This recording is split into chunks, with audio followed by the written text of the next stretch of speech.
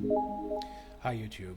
Today we're going to show you how to open a hard drive just for fun purposes. This is not for repair purposes. In order to open a hard drive for repair purposes, it has to be opened in a clean room, not in a regular environment. First, we remove the electronic board from the bottom of the hard drive. Usually you'll see few screws around. You remove them, and that's how the board looks like. And now we're removing the screws from the top of the hard drive. And here's the trick.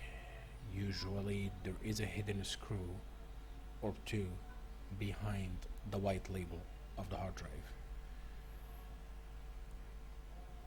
There is one screw usually in this particular area, and sometimes there is another one in the middle. In this case, it's only that screw in the top here, and that's the one that is holding the mechanical arm of the reader of the hard drive, which we're going to show you in a little bit.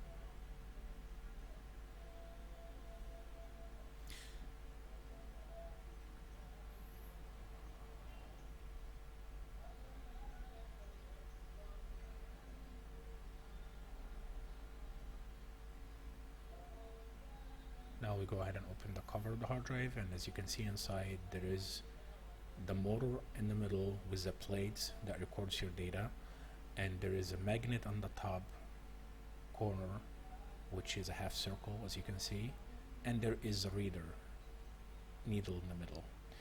You can use this magnet as you wish in any purposes.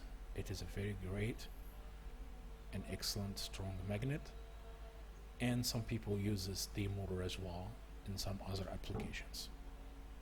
Enjoy and have a great day.